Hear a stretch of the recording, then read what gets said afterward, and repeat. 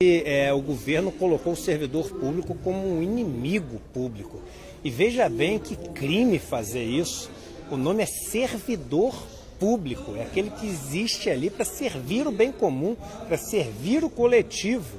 E a gente passou a ver o servidor público como aquele juiz que ganha R$200 mil e não vai trabalhar e etc., que é um caso isolado no meio de tantos, mesmo no meio judiciário, onde você tem pessoas que dedicam uma vida inteira para passar por situações absolutamente duras, difíceis e etc. E a gente pega, não, aquele exemplo. A gente, quando fala em servidor público, não pensa no professor que ganha R$2 mil para trabalhar numa zona de guerra e ensinar aquelas crianças que muitas vezes perderam os pais para o tráfico e a única esperança que eles têm é ter aquela educação deles. A gente não pensa nas enfermeiras que trabalham em condições subhumanas para tentar salvar vidas. Por que a gente não pensa nessas pessoas? Por causa de uma propaganda que existe, tentando diminuir o tamanho do Estado. Só que tem dois problemas, de você diminuir sem propósitos, de você diminuir sem um plano, de você diminuir com mentiras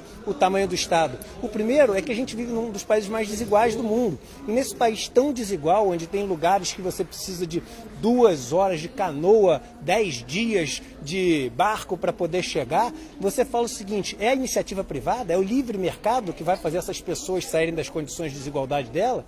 É o livre mercado que vai entrar para dar saneamento, educação e saúde para as pessoas mais pobres? E quando for dar, será que vai dar dando para elas uma independência na vida delas, ou vai só criar amarras para elas ficarem cada vez mais dependentes, como os bancos fazem através dos juros, por exemplo?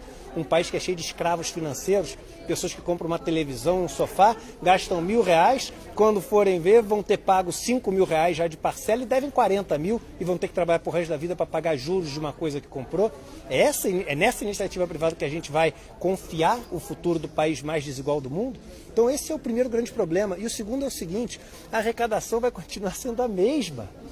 E aí o seguinte, o dinheiro vai entrar no governo. Já que não sai mais para tudo isso que a gente está cortando, a pergunta deve ser: vai para onde?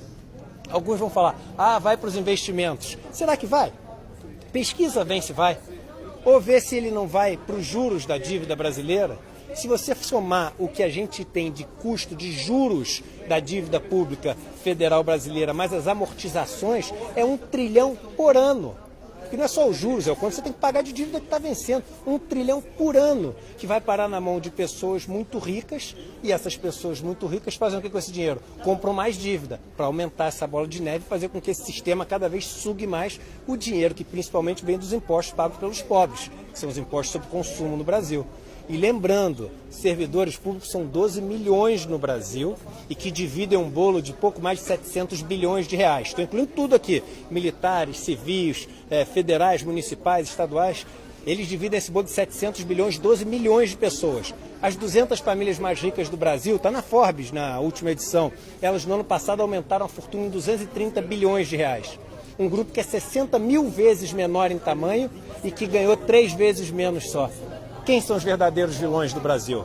Então, ao invés de demonizar o serviço público, vamos voltar a acreditar que o serviço público pode fazer desse país verdadeiramente uma nação com oportunidades mais iguais. Cobrar sim eficiência, cobrar sim a modernidade do serviço público, cobrar sim o serviço de qualidade. As pessoas já são de muita qualidade, mesmo quem critica o serviço público fala nos relatórios que, olha, a qualidade deles é maior do que da iniciativa privada.